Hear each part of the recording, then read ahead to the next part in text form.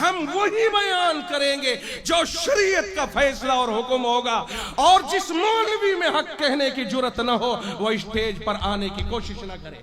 یہ آج میں نے دوسری مرتبہ اپنی زندگی میں، جب سے میں نے جلسوں میں جانا شروع کیا ہے، 24واں سال ہے مجھے جلسوں کی دنیا میں نے آج دوسری بار اتنا خوبصورت پھولوں نے کہا، کلیوں نے کہا، طیبہ کے حسین موسم نے کہا کہ اتراتے ہوئے یہ بولی ہوا، اتراتے ہوئے یہ بولی ہوا، اتراتے ہوئے یہ بولی ہوا، سرکار کے جیسا کوئی ونصلي على رسوله الكريم أما بعد أعوذ بالله من الشيطان الرجيم بسم الله الرحمن الرحيم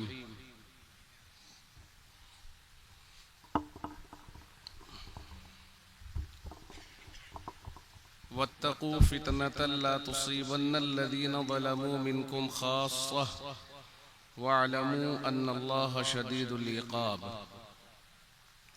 صدق الله العظيم وعن أبي هريرة رضي الله تعالى عنه عن النبي صلى الله عليه وسلم قال قال رسول الله صلى الله عليه وسلم سبعة يظلهم الله في ظله يوم لا ظل إلا ظله الإمام العادل وشاب نشأ في عبادة ربه ورجل قلبه معلق في المساجد ورجلان تحابا في الله اجتمعا عليه وتفرقا عليه ورجل طلبته ذات منصب وجمال فقال إني أخاف الله ورجل تصدق إخفاء حتى لا تعلم شماله ما أنفق يمينه ورجل ذكر الله خاليا ففاضت عيناه أو كما قال عليه الصلاة والسلام عزیزان ملت، نوجوان ساتھیوں، پیارے دوستوں اور دینی بھائیوں،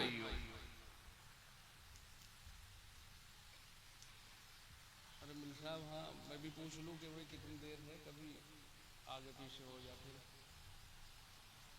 45 منٹ، ٹھیک ہے۔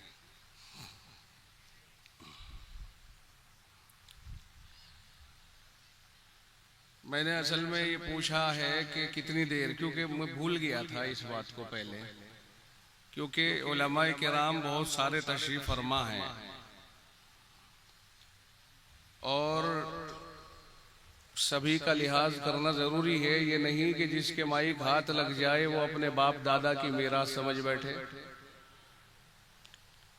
اب معلوم ہوا کہ صاحب مضمون اس طرح پھیلا دیا کہ پورا ہونے میں نہیں آ رہا ہے، اور پھر پورا کرنے کی کوشش کے لیے ٹائم چاہیے۔ بہت دفعہ ایسا ہوتا ہے کہ اگر ٹائم کا پتہ چل جائے تو اس میں سمیٹ لیتا ہے، نہیں پتہ چلتا یا نہیں بتایا جاتا۔ بہت دفعہ ایسا ہوتا ہے، معلوم کیا جاتا ہے کتنا ٹائم، عجیب بس آپ کو کیا بتائیں، آپ تو اپنے حساب سے کر لو۔ بھیا کس عنوان پہ بولنا عجیب، بھلا آپ کو بھی بتانے کی ضرورت پڑے گی، آپ تو جہاں دیدہ ہیں، تو یہ صحیح نہیں ہے۔ ٹائم بھی بتاؤ، عنوان بھی بتاؤ تو زیادہ بہتر ہوتا ہے۔ بھائی کو کم کر لیے اس کی۔ میرے بعد میں بہت بڑے بڑے شعراء تشریف فرمائے، میرے بہت قریبی دوست ہیں قاری جمشید جوہر صاحب، وہ اپنے جوہر دکھائیں گے۔ آج میں نے ان سے ایک فرمائش کی ہے کہ حضرت آپ کی بہت پرانی ایک نعت ہے کہ میرے سرکار کی نعت ہے یہ، دل جلوں کی کہانی نہیں ہے۔ تو بہت دن پہلے ان سے میں نے سنی تھی وہ براہ راست، اور اب بہت دن ہو گئے سنے ہوئے، تو اگر ذہن میں کو گھوم جائے اور اس کے اشعار یاد ہوں، کیونکہ ہر ضروری نہیں ہے کہ بنانے والا سارے یاد رکھ بھی پائے، بہت ساری نعتیں بنا چکے ہیں، ساری نعتوں کا ذہن میں ہونا کوئی ضروری نہیں ہے، وہ اب کاپیوں پہ اور اس میں کتابوں میں جا چکی ہیں۔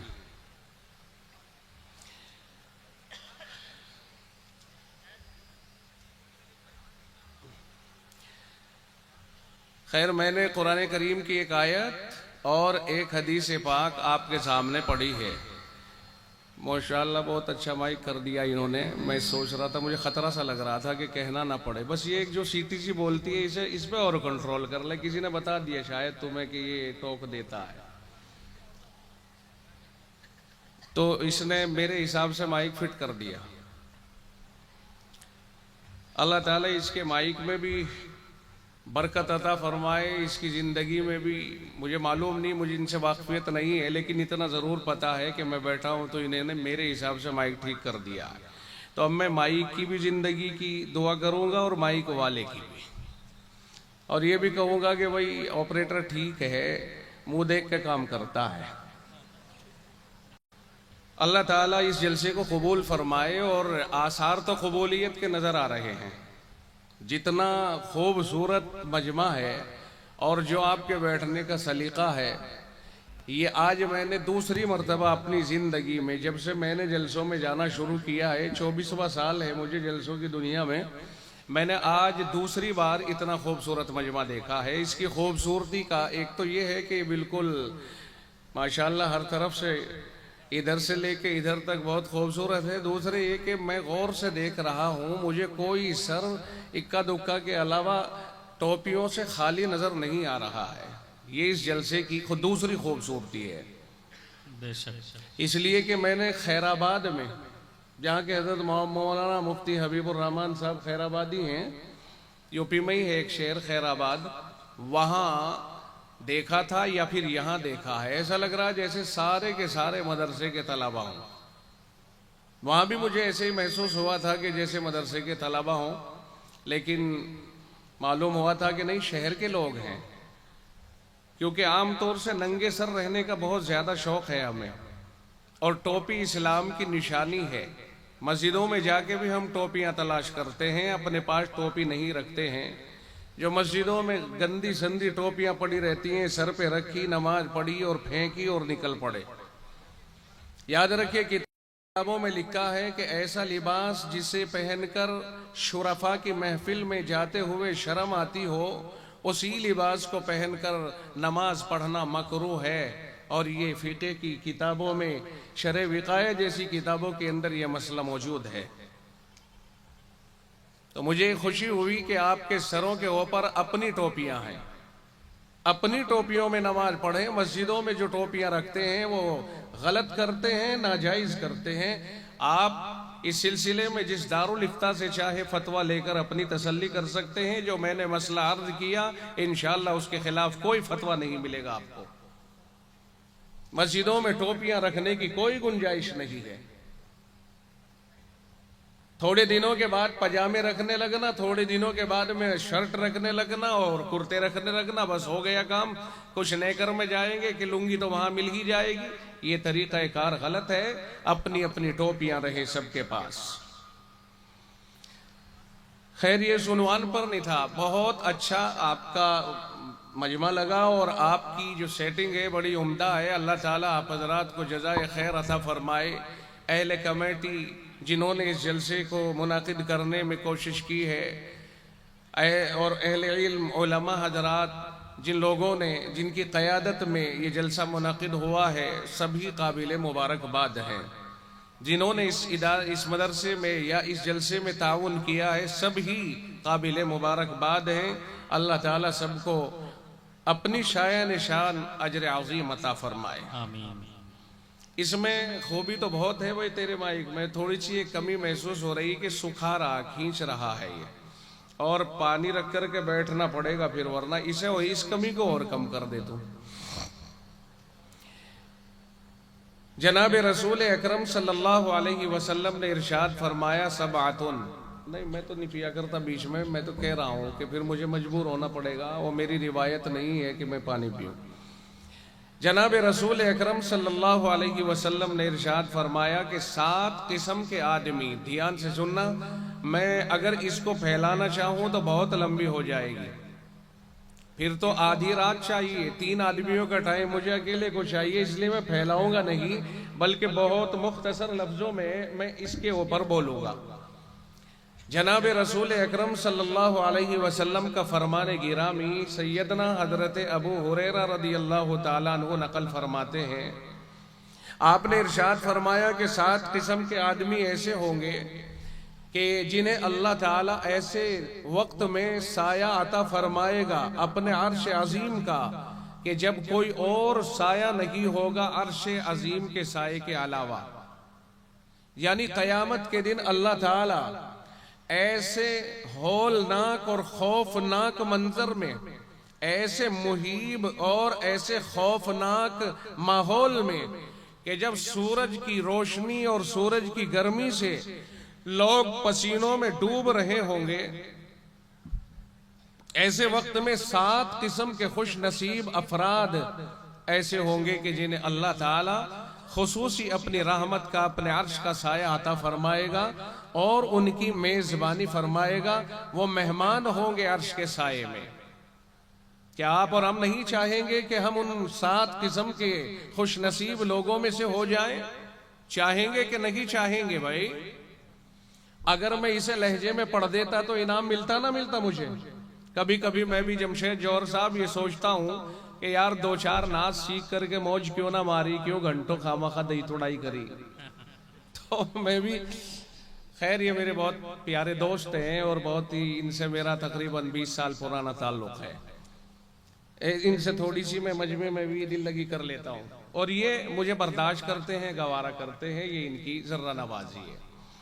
7 قسم کے افراد وہ ہوں گے کہ اللہ رب العزت قیامت کے دن جب کوئی اور سایہ نہیں ہوگا اپنے عرش کا سایہ انہیں عطا فرمائے گا. یاد کر لینا ایک ایک کر کے، اور دوسروں کو بھی بتانے کی کوشش کریں. میں ایک بات اور عرض کر دوں کہ جب بھی کبھی تقریریں سنا کریں تو صرف تقریر کرنے والے کی ذمہ داری نہیں بلکہ آپ کی بھی ذمہ داری بنتی ہے کہ جو پیغام آپ لیں وہ دوسروں تک پہنچانے کی کوشش کریں. اور یہی اس شریعت اسلامیہ کی خوبی ہے. اگر ایسا نہ ہوتا تو کیوں یہ قیامت تک کے لیے طے ہو جاتی بلکہ وقتی بن جاتی. اللہ کے نبی صلی اللہ علیہ وسلم نے جب حجۃ الوداع میں بہت بڑے مجمع سے خطاب فرمایا تو ساتھ ہی انہیں یہ بھی فرمایا تھا کہ جو امانت میں تمہیں دے رہا ہوں اسے آپ بعد میں آنے والوں تک، یہ جو موجود نہیں ہے ان تک پہنچائیے. یہ آپ کی ذمہ داری ہے. فَلْيُبَلِّغِ الشَّاهِدُ الْغَائِبَ او کما قال.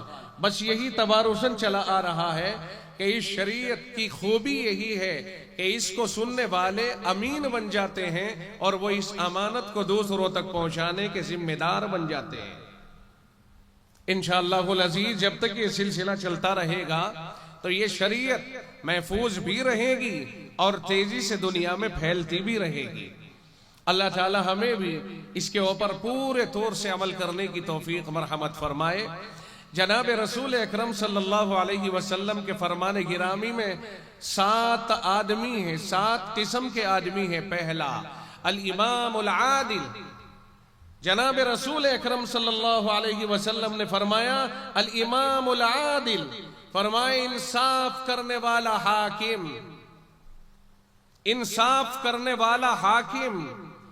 اور رسول اللہ صلی اللہ علیہ وسلم نے انصاف کرنے والا حاکم یہ ارشاد فرمایا ہے اب ان انصاف کرنے والے حاکموں میں سب سے بڑا جو حاکم ہے، جیسے ہمارے ملک میں آپ کہیں گے وزیر اعظم، جہاں بادشاہت ہوتی ہے وہاں بادشاہ، جہاں صدارت ہوتی ہے وہاں صدر مملکت.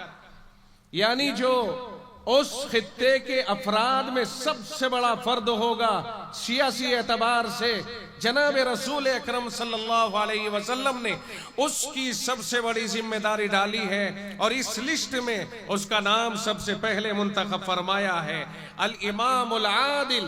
فرمائے انصاف کرنے والا حاکم. اگر انصاف کرنے والا حاکم انصاف کرے گا، اگر حاکم اعلی انصاف کرنے والا ہوگا تو نیچے کے جتنے افراد ہوں گے اس کی وجہ سے تمام کو انصاف کرنے پر مجبور ہونا پڑے گا. آپ نے پہلے ہی امام عادل کا جملہ ارشاد فرمایا ہے. آپ نے تفصیل بیان نہیں فرمائی، بلکہ ایک فرد عظیم کو لے لیا جو اس کا سب سے اونچا فرد تھا، آپ نے اس کو لے لیا اور اس کے ضمن میں تمام افراد شامل ہو گئے۔ جب بادشاہ، جب وزیر مملکت اور جب صدر مملکت انصاف کرنے والا ہوگا تو ساری کی ساری اس کی بادشاہت میں انصاف کا پرچم لہرائے گا۔ جناب رسول اکرم صلی اللہ علیہ وسلم نے انصاف کی اس خوبی کو اتنا پسند فرمایا کہ اگر کوئی حاکم بن جائے، کوئی بادشاہ بن جائے، کوئی صدر مملکت بن جائے اور اس میں انصاف کرنے کا مادہ ہو تو آقا نے ارشاد فرمایا کہ رب کو یہ اتنا پسند ہے، انصاف اتنا پسند ہے اور یہ اتنا وصف محمود ہے اللہ کے یہاں پر کہ کوئی بادشاہ اگر انصاف ور ہوگا اس خوبی پر اللہ تعالیٰ اس کو اپنے عرش کا سایہ عطا فرمائے گا۔ بادشاہ کا نام لیا تو سارے نیچے والے سب کے سب اس کے اندر آ گئے۔ بھائی بادشاہ اگر انصاف کرے گا تو آپ بتائیے ایمانداری سے، اگر بادشاہ کے اندر انصاف کرنے کی صفت ہوگی تو نیچے والے مجبور ہوں گے کہ نہیں ہوں گے؟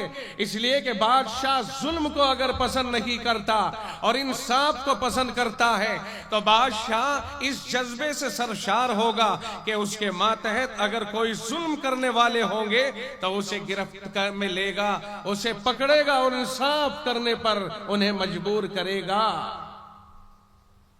اس لیے آقا نے صرف بادشاہ کا جملہ ارشاد فرمایا، الامام العادل، امام عادل بادشاہ انصاف کرنے والا ہوگا تو سنیے توجہ کے ساتھ، اس کے نیچے اس کی کابینہ انصاف کرنے والی ہوگی اور کابینہ انصاف کرے گی تو تمام وزراء انصاف کرنے والے ہوں گے، تمام مکھیہ منتری انصاف کرنے والے ہوں گے۔ اگر کوئی بھی انصافی کرے گا تو وزیر اعظم ان کی گردن پکڑے گا کہ تم نے انصاف کیوں نہیں کیا، اور اگر وزیر اعلیٰ انصاف کرنے والا ہوگا تو نیچے آئی جی، ڈی آئی جی اور D M, S D M سارے انصاف کرنے والے ہوں گے، اور نیچے اتر کے آئیں گے تو یہ پارشد اور یہ نیچے منتری، یہ نیچے جتنے پردھان وغیرہ ہیں سب انصاف کرنے والے ہوں گے۔ معلوم ہوا پورا ملک انصاف کی ہواؤں سے بھر جائے گا۔ اب بادشاہ کا لفظ تو آقا نے ارشاد فرمایا، مگر جہاں جہاں وہ گرہیں لگی ہوئی ہیں جن کے ہاتھ میں انصاف کی زمام ہے، ہر ایک آدمی کو انصاف کرنے والا ہونا چاہیے۔ عدالتوں میں بیٹھے ہوئے جج اگر انصاف نہیں کریں گے تو رعایا کے اندر بے ایمانی، بے انصافی، ظلم و عدوان، تشدد اتر جائے گا۔ اگر امام عادل، اگر حاکم اعلیٰ انصاف کرنے والا ہوگا تو کوئی وجہ نہیں ہے کہ گھروں میں بھی انصاف نہ ہو، ہر گھر انصاف سے معمور ہوگا۔ پھر باپ بے انصاف نہیں ہوگا، باپ بے ایمانی نہیں کرے گا، ساس بے انصاف نہیں ہوگی کہ ساس چار بہوؤں کے درمیان بے انصافی کرے، ایسا نہیں ہو سکتا ہے۔ ہر ساس اپنی دلہنوں کے اوپر انصاف کرنے والی ہوگی۔ شرط یہ ہے کہ اس ملک کا وزیر اعظم انصاف کرنے والا ہو۔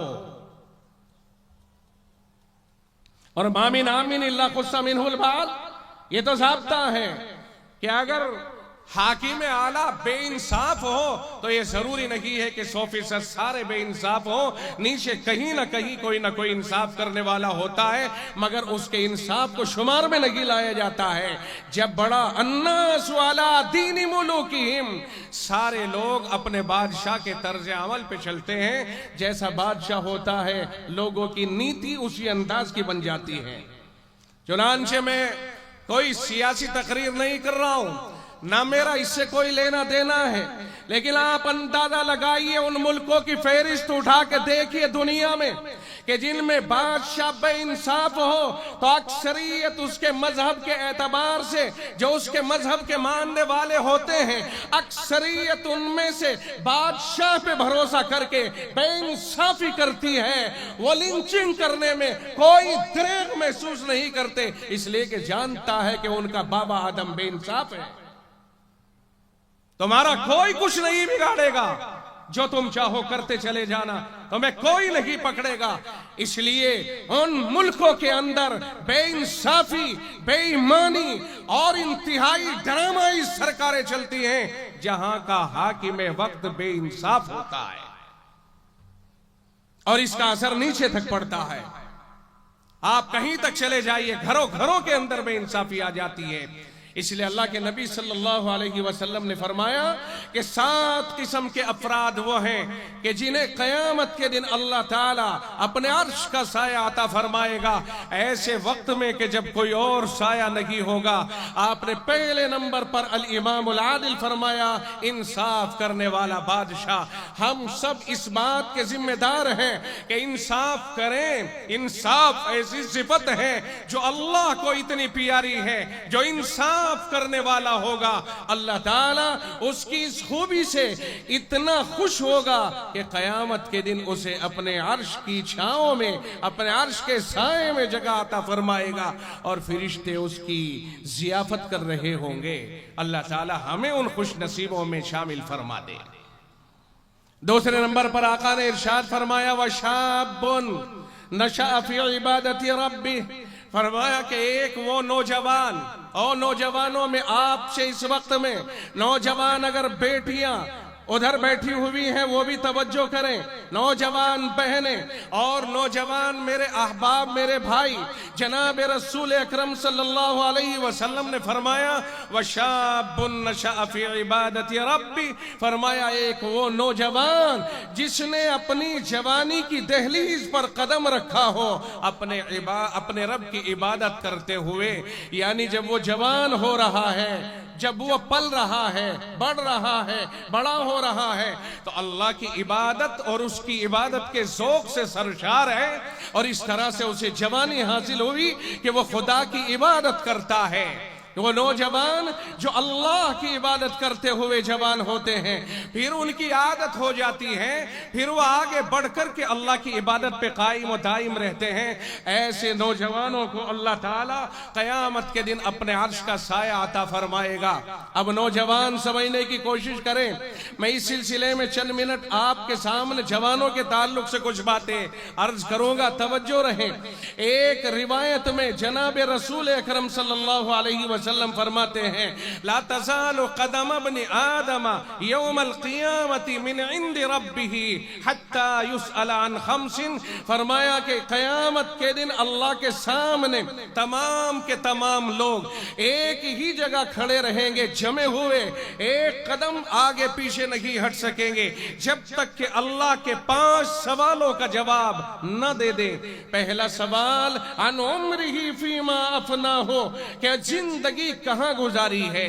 पूरी जिंदगी का अल्लाह ताला हिसाब लेगा कि तुमने जिंदगी कहां गुजारी है।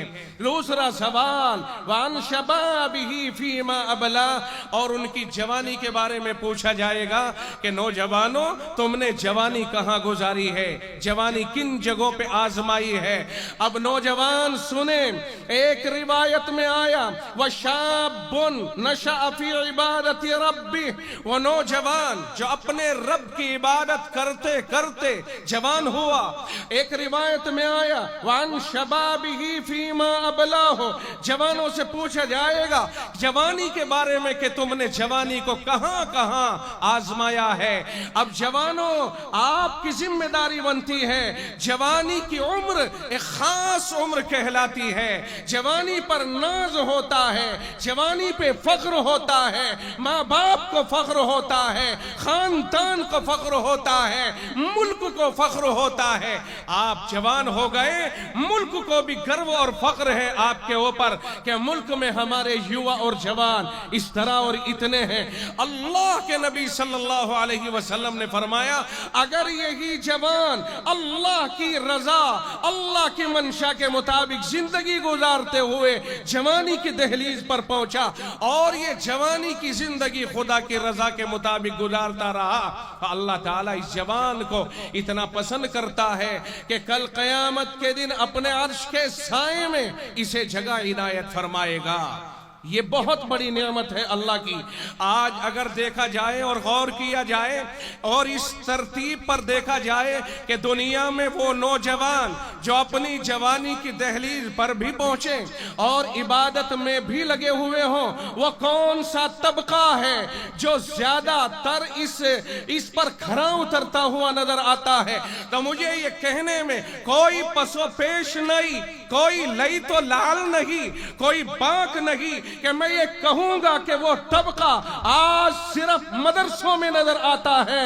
اہل مدارس کے علاوہ ایسا طبقہ کما حق ہو، میں 100% انکار نہیں کرتا، لیکن یہ ضرور کہوں گا کہ اگر 100% ایسا طبقہ دیکھنا ہے آپ کو تو مدرسوں میں پلنے والے طلبہ کو دیکھیے کہ جسے آپ نے مدرسوں میں چھوڑا تھا وہ 8 سال کا مدرسے میں گیا تھا، ابھی جوان تو نہیں ہوا۔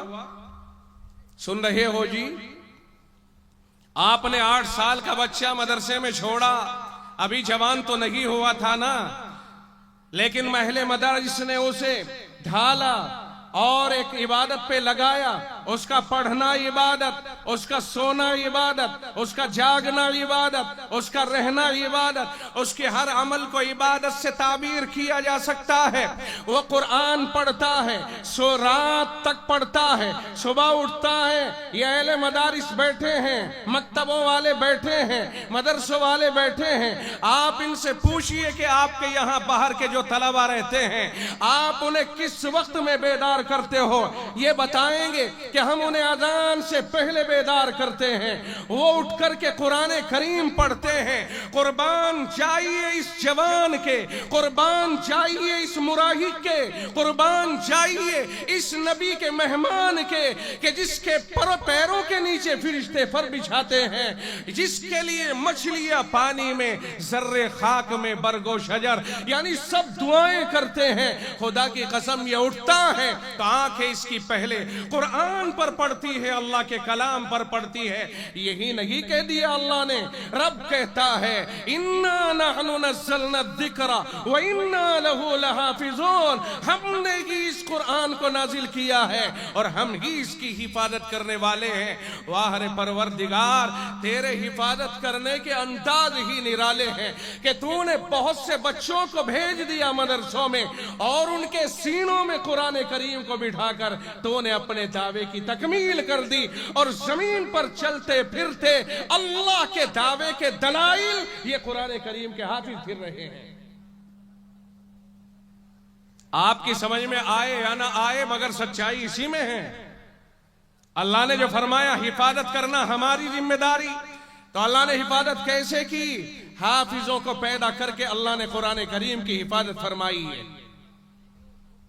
یہ وہ طبقہ ہے کہ جس نے بچپن سے قرآن کریم کے اوپر اپنی زندگی لگائی، اور قرآن سے بڑی عبادت اور کوئی نہیں ہو سکتی ہے۔ ساری عبادتیں اس کے ضمن میں آتی ہیں۔ قرآن محفوظ ہے تو ساری عبادتیں اور سارا اسلام محفوظ ہے، اور اگر قرآن ہی محفوظ نہیں ہے تو پھر کچھ بھی محفوظ نہیں ہے۔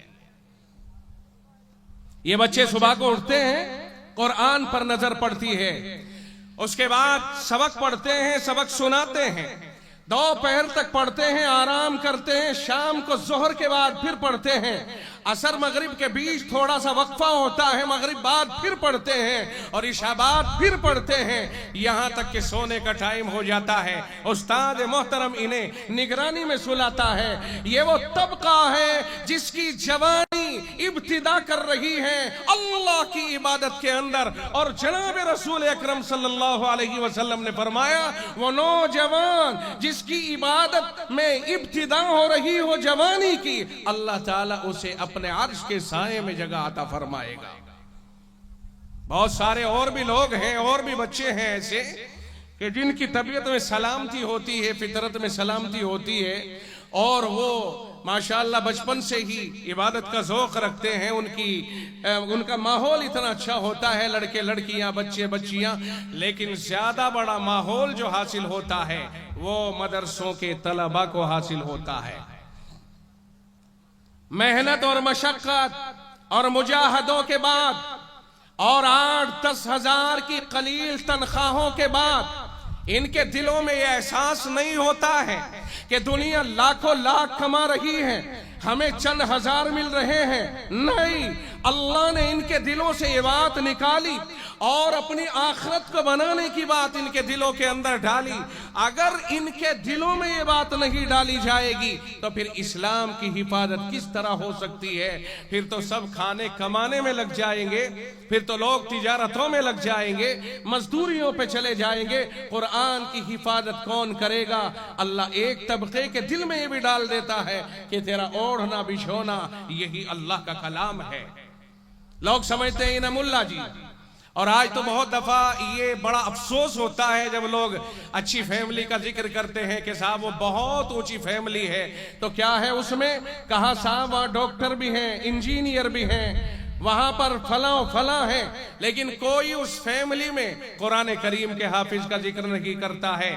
پھر یاد رکھیے سب کچھ ہو سکتا ہے، اگر اس میں قرآن کریم پڑھا ہوا اور کوئی حافظ اور عالم نہیں ہے تو وہ اعلیٰ فیملی ہو ہی نہیں سکتی ہے، اس لیے کہ قرآن سے اعلیٰ علم کوئی اور ہو ہی نہیں سکتا ہے.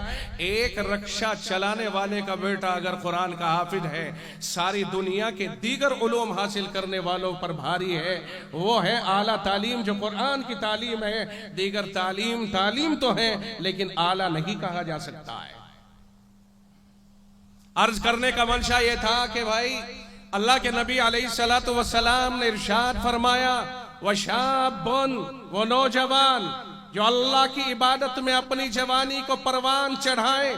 اللہ تعالیٰ ایسے نوجوان سے اتنا خوش ہوتا ہے کہ اسے قیامت کے دن عرش کے سائے میں جگہ عطا فرمائے گا. اس لیے ہمارے نوجوانوں کو چاہیے کہ وہ کوشش کریں کہ وہ اپنی جوانی کو عبادت میں گزاریں. در جوانی توبہ کردن شیوائے پیغمبری، وقت پیری گرگ ظالم می شود پرہیزگار. جوانی کے زمانے میں عبادت کرنا یہ پیغمبروں کی سنت ہے. بڑھاپے میں تو ظالم بھیڑیا بھی متقی بن کے دکھا دیتا ہے. جب شکار کرنا بس کا نہیں رہتا تو لگتا ہے کہ اس سے زیادہ تقوی کا کوئی اور جانور ہے ہی نہیں. مگر جب وہ جوان تھا کیا کرتا تھا دنیا جانتی ہے. ہر بوڑھا جوان ہو کر کے مرا ہے، لیکن ہر جوان کا بوڑھا ہونا ضروری نہیں ہے. لیے بوڑھے لوگ بھی خوب اچھی طرح سمجھ لے جوانی ڈھنگ سے کٹی ہے، بڑا اچھا ہے، مگر وہ خدا کریم ہے. جب دعا مانگو ہاتھ اٹھا کے اور کہہ دو مولا کریم جو غلطیاں ہوئی سو ہوئی معاف کر دیجئے. اللہ کریم ہے، معاف کرنے والا ہے. وہ سارے گناہوں کو ایک مرتبہ رو کے اگر اس سے معافی مانگ لی تو معاف کر دیتا ہے. وَشَابٌ نَشَأَ فِي عِبَادَةِ رَبِّ، وہ نوجوان جو اپنے رب کی عبادت میں پلا بڑھا، اللہ تعالیٰ اسے قیامت کے دن عرش کے سائے میں جگہ عطا فرمائے گا. تو میں مبارکباد دوں گا ان مدرسوں کے بچوں کو کہ جن کی جوانی کی شروعات ہی عبادت میں ہو رہی ہے. یقیناً یہ اس حدیث پاک کے جملے کے 100% مصداق ہیں. اور میں آپ سے بھی کہوں گا کہ اپنے بچوں کو مدارس سے جوڑنے کی کوشش کریں. اگر آپ نے اور ہم نے، اور آج ہمیں بہت دکھ ہوتا ہے اس بارے میں کہ بہت سارے وہ لوگ کہ جو مدارس سے جڑے ہوئے تھے لاک ڈاؤن کے بعد میں بہت پیچھے ہٹتے جا رہے ہیں. معلوم نہیں انہیں ترقی کس چیز میں نظر آ رہی ہے، اللہ بہتر جانے. جب تک دین ہمارے پاس میں ہے سب کچھ ہے، اور اگر ہمارے پاس دین نہیں ہے تو یہ دنیا ہمیں اللہ کی پکڑ سے نہیں بچا سکتی ہے. مدرسوں میں طلبہ گھٹ رہے ہیں، کم ہو رہے ہیں.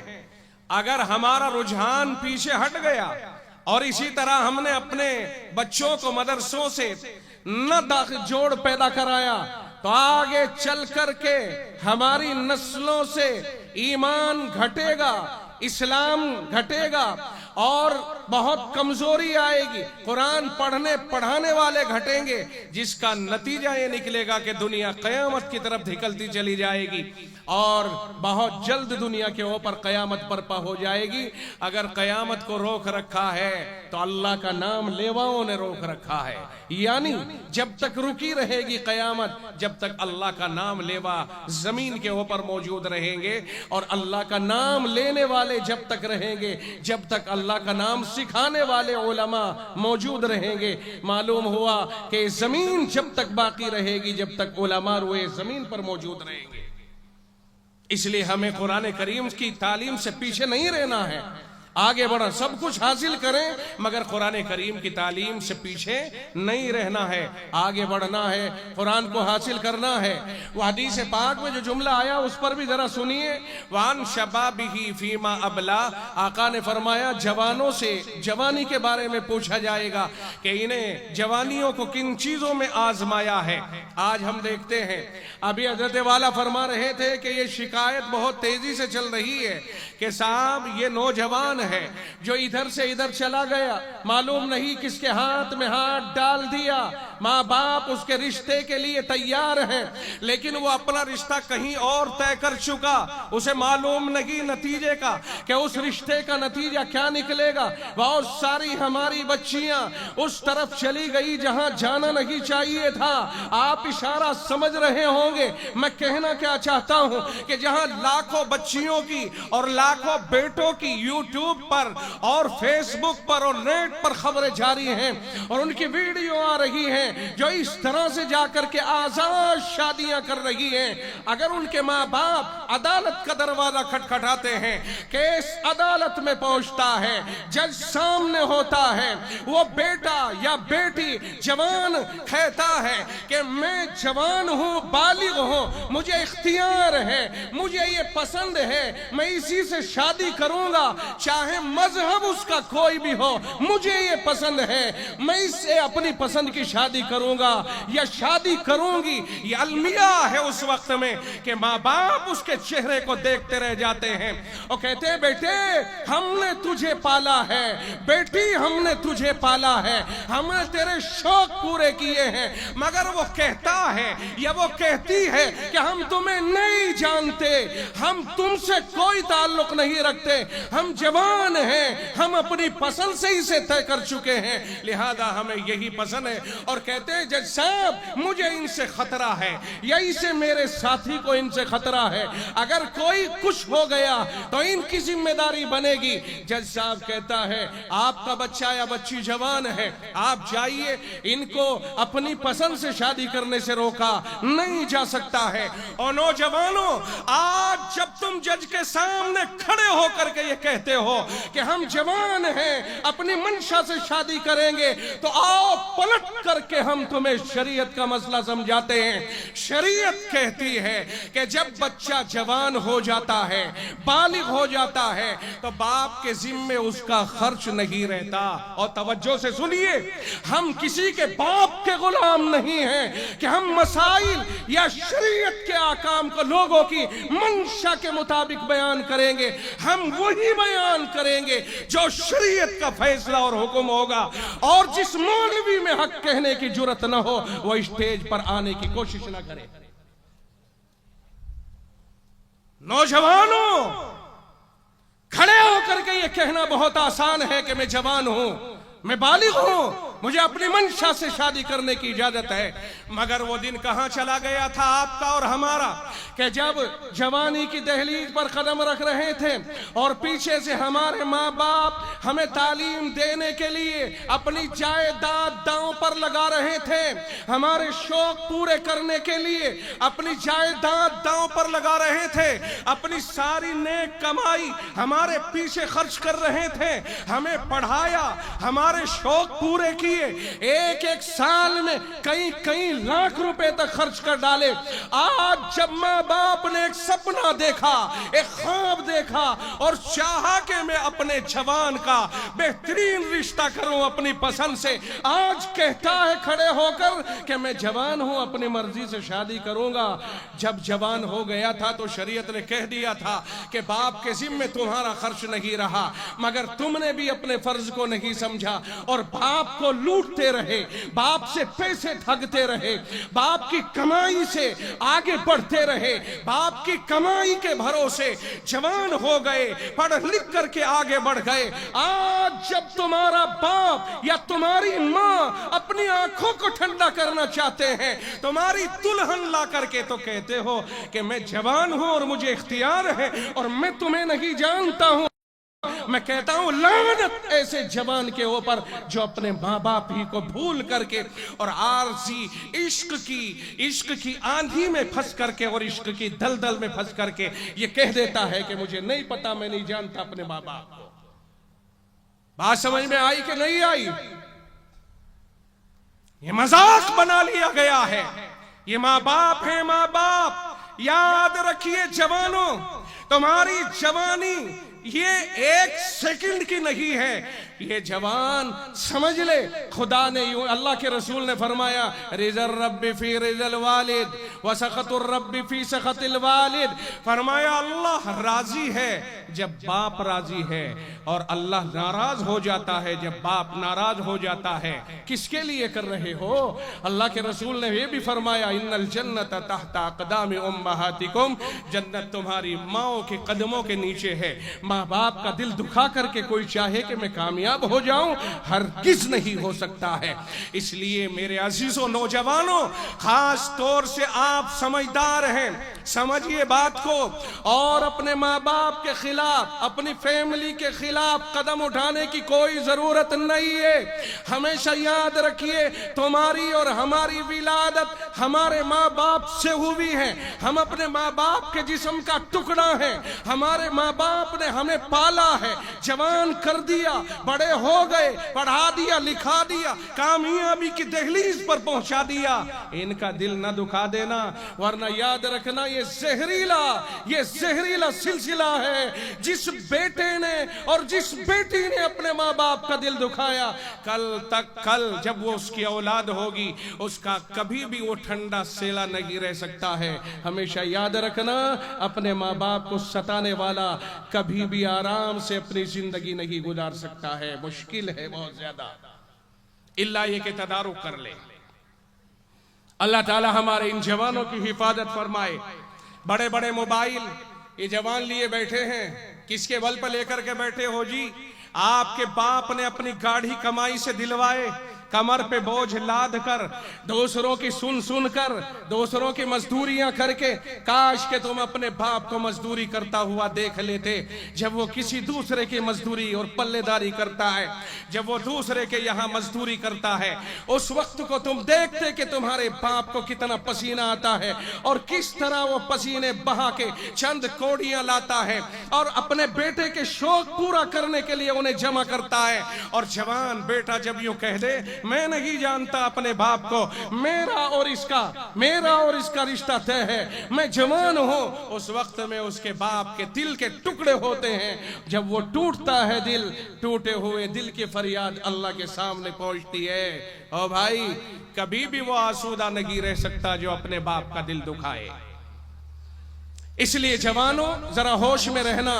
اللہ کے نبی نے فرمایا جس نے جوانی کو سنبھال لیا اور اللہ کی عبادت کے مطابق زندگی گزار لی، اللہ تعالیٰ اس سے خوش ہو کر کے قیامت کے دن اپنے عرش کے سائے میں اسے جگہ عطا فرمائے گا۔ جوانوں یہ چند باتیں آپ کی سمجھ میں آئی ہیں کہ نہیں آئی ہیں؟ تیسری بات اللہ کے نبی علیہ السلام نے ارشاد فرمائی وَرَجُلٌ قَلْبُهُ مُعَلَّقٌ فِي الْمَسَاجِدِ۔ مجھے لگتا ہے کہ میں 40 منٹ کے قریب ہو گیا۔ وَرَجُلٌ قَلْبُهُ مُعَلَّقٌ فِي الْمَسَاجِدِ، فرمایا کہ وہ شخص ہے کہ جس کا دل مسجد میں اٹکا رہتا ہو۔ اب ذرا سا ترجمہ سے سن لیجئے اس روایت کا۔ آپ نے ارشاد فرمایا کہ جس کا دل مسجد میں اٹکا رہے، کیا مطلب؟ ظہر پڑھ کے آیا، عصر کی جماعت کی فکر ہے، کام بھی کر رہا ہے، عصر کی اذان کی اور نماز کی فکر بھی دل میں لیے ہوئے ہے، عصر پڑھ کے آیا، مغرب کی فکر دل میں ہے، مغرب پڑھ کے آیا، عشاء پڑھ کے آیا، فجر کی فکر ہے۔ جسے یہ فکر دامنگیر ہو، اللہ کے نبی نے فرمایا اس خوبی کے مالک کو اللہ تعالی اپنے عرش کا سایہ عطا فرمائے گا۔ چوتھا وہ آدمی وَرَجُلٌ طَلَبَتْهُ ذَاتُ مَنْصِبٍ وَجَمَالٍ فَقَالَ إِنِّي أَخَافُ اللَّهِ، فرمایا ایک وہ آدمی ہے کہ جسے ایک ایسی عورت اپنی طرف بلائے کہ جو حسن و جمال کی بھی مالکہ ہو اور کوئی نہ کوئی عہدہ بھی دنیا کے اعتبار سے اس کے پاس ہو۔ دیکھو ایک تو وہ لڑکی ہے جو صرف حسینہ ہو، اور ایک وہ لڑکی ہے جو حسن کے ساتھ ساتھ جاب بھی کر رہی ہو، کسی منصب پہ بھی ہو, کسی درجے کے اوپر بھی ہو, اور ایسی لڑکی کسی کو دعوت دے کہ آؤ میں تمہیں چاہتی ہوں, تم میرے ساتھ میں جڑ جاؤ, اور اس وقت میں وہ نوجوان کہہ دے نا انی اخاف اللہ, میں اللہ سے ڈرتا ہوں, ایسے شخص کو اللہ تعالی گناہ سے بچنے کی وجہ سے اپنے عرش کے سائے میں جگہ عطا فرمائے گا. ایک نوجوان کتابوں میں لکھا ہے کہ اس کے اندر سے ایسی خوشبو آیا کرتی تھی کہ جو کسی نے کبھی نہ سونگی ہو. لوگ پوچھتے تھے اتنی مہنگی خوشبو کہاں سے لے کے آتے ہو, بتانا نہیں چاہتے تھے, مگر اصرار پر اس نے راز کھولا. کہنے لگ گیا میں اپنے باپ کے ساتھ دکان پہ رہتا تھا, ایک بوڑھی عورت آئی, مجھے وہاں سے سامان لیا اور مجھے لے کر کے اپنے ساتھ میرے باپ سے اجازت لے کے چلی گئی. کہنے لگ گئی کہ صاحب پیسے ادھر سے لے کے آ جائے گا. دیکھا کہ اندر ایک خوبصورت بہترین قسم کی نوجوان لڑکی بیٹھی ہوئی ہے. اس نے اپنی طرف مجھے بلایا, میرے ذہن میں اللہ نے یہ ڈال دیا کہ مجھے یہ گناہ نہیں کرنا ہے. میں نے اس سے کہا کہ مجھے ذرا استنجے کی حاجت ہے. اس نے کہا انہیں استنجے میں لے کر کے چلے جاؤ, لیٹرنگ لے کے جاؤ. میں وہاں گیا اور اپنے جسم کے اوپر گندگی کو میں نے لپیٹ لیا. جب میں باہر نکل کے آیا گندا ہو کر کے, تو اس عورت نے کہا کس پاگل کو لے کر کے یہاں آ گئی. مجھے کھدیڑ دیا, میں باہر آیا اور پھر میں نے اپنے کپڑوں کو دھلا. رات کے وقت میں مجھے خواب آتا ہے, جبریل امین آئے, اللہ نے بھیجا اور فرمایا کہ رب کو تمہاری یہ ادا اتنی پسند آئی او نوجوان, رب نے تمہیں اس بدبو کے عوض میں جنت کی خوشبو پیش کی ہے, اور وہ جنت کی خوشبو میرے جسم سے میرے کپڑوں سے لگا دی. آج تک اس خوشبو سے فائدہ اٹھا رہا ہوں. جو اللہ کے لیے گناہ سے بچتا ہے اللہ تعالیٰ اس کی مدد فرماتا ہے. تو میرے نوجوان ساتھیوں, وہ آدمی جسے کوئی گناہ کے لیے بلائے اور وہ یہ کہہ دے کہ نا مجھے تو اللہ سے ڈر لگتا ہے. بہت سے واقعات ہیں اس طرح کے, لیکن میں صرف آپ کو اس واقعے پر اکتفا کر کے آگے بڑھتا ہوں. پانچویں قسم, اللہ کے نبی صلی اللہ علیہ وسلم نے فرمایا وَرَجُلَانِ تَحَابَّا فِي اللَّهِ اجْتَمَعَا عَلَيْهِ وَتَفَرَّقَا عَلَيْهِ. فرمایا ایسے دو آدمی جو صرف اللہ کے لیے محبت کریں, اگر تعلق کریں تو اللہ کے لیے اور جدا ہو تو اللہ کی وجہ سے, ایسے آدمیوں سے خوش ہو کر کے اللہ تعالی جنت قیامت کے دن اپنے عرش کا سایہ عنایت فرماتا ہے. او بھائی, دوستیاں تو بہت ہوتی ہیں اور دوستیوں کی وجوہات تو بہت ہوتی ہیں, مگر اگر کسی نے دوستی اس بنیاد پر کی ہے کہ یہ اللہ والا ہے, میں اس سے دوستی کروں گا, اور پھر نفرت کی تو اس بنیاد پر کہ وہ گناہ کرتا ہے اگر کوئی, اور وہ منع کرتا ہے کہ گناہ مت کر ورنہ میرا تیرا کوئی تعلق نہیں مانتا, تو کہہ دے کہ جو اللہ کے حکموں پہ عمل نہیں کرتا میرا اور اس کا کیا لینا دینا. اس صفت کو رکھنے والے سے اللہ اتنا خوش ہوتا ہے کہ قیامت کے دن اپنے عرش کا سایہ عطا فرمائے گا. چھٹی قسم, اللہ کے نبی نے فرمایا کہ وہ آدمی تصدق اخفاء حتی لا تعلم شمالہ ما انفق یمینہ. فرمایا کہ وہ آدمی جو اللہ کی راہ میں اس طرح اپنا مال خرچ کرے کہ یوں نکال کر کے دے رہا ہے, گنتا نہیں, یہ پتا نہیں کہ داہنے ہاتھ نے جو دیا بائیں کو نہیں پتا کیا دیا, یعنی گنا ہی نہیں ہے. ایسے شخص کو اللہ تعالی قیامت کے دن اپنے عرش کا سایہ عنایت فرمائے گا. میرے بھائی, قرآن کریم میں ایک جگہ یوں آیا ہے الذین ينفقون اموالہم, اب میں 4 منٹ اور لوں گا, الذین ينفقون اموالہم باللیل والنہار. فرمایا جو لوگ اپنے مال خرچ کرتے ہیں راتوں میں دنوں میں, سرًا وعلانیةً, کھل کر اور چھپ کر بھی اور کھل کر بھی, مطلب یہ ہوا 4 طرح سے, دن میں, رات میں, کھول کر, چھپا کر. فرمایا اگر یہ اخلاص کے ساتھ کرتے ہیں تو اللہ تعالیٰ انہیں ایسا اجر عطا فرمائے گا. فَلَهُمْ أَجْرُهُمْ عِنْدَ رَبِّهِمْ, اللہ کے یہاں اجر ہوگا ان کے لیے جنت کی شکل میں, اللہ کی رضا کی شکل میں. وَلَا خَوْفٌ عَلَيْهِمْ وَلَا هُمْ يَحْزَنُونَ, اور نہ ان کے اوپر کوئی خوف ہوگا اور نہ وہ غم زدہ ہوں گے. گے یہ اخلاص کے اوپر ہے. اور یہ جو حدیث پاک میں ہے نا کہ داہنے ہاتھ نے کیا دیا بائیں کو پتہ نہیں, اس میں اخلاص ہی کو بیان کرنا مقصود ہے کہ اگر کوئی بندہ اتنا دیتا ہے اور اس طرح دیتا ہے اللہ کی راہ میں, چاہے مدرسے ہو یا غریب غربا ہو, بیوہ ہو, یتیم و مسکین ہو, اس طرح کے لوگوں پر جو خرچ کرتا ہے اللہ تعالیٰ اسے عرش کے سائے میں جگہ عطا فرمائے گا. اور ساتویں قسم وہ آدمی وَرَجُلٌ ذَكَرَ اللَّهَ خَالِيًا فَفَاضَتْ عَيْنَاهُ, آپ نے فرمایا تنہائی میں بیٹھا ہے, اللہ کی طاقت اور قدرت کو یاد کر کے آنکھیں بھر آئی, آنکھوں سے آنسو بہ پڑے, مولا کریم کی طاقت یاد آئی کہ مولا کائنات پر مالک ہے, للہ ملک السماوات والارض, فرمایا کائنات اللہ ہی کے قبضے میں ہے, کائنات کا مختار صرف اللہ ہے, اللہ ہی ساری کائنات پہ متصرف ہے. وہ جہنم و جنت کا مالک ہے, مالک یوم الدین, وہ روز جزا کا مالک ہے, وہ اچھے برے کا بدلہ دینے کا مالک ہے. ہر فیصلہ خدا کے یہاں ہوگا, کوئی ظالم بچ نہیں سکے گا, کوئی مظلوم نہیں رہ سکے گا, اللہ اسے انصاف دلائے گا, ہر ایک کو اس کا کیے کا بدلہ بھگتنا پڑے گا.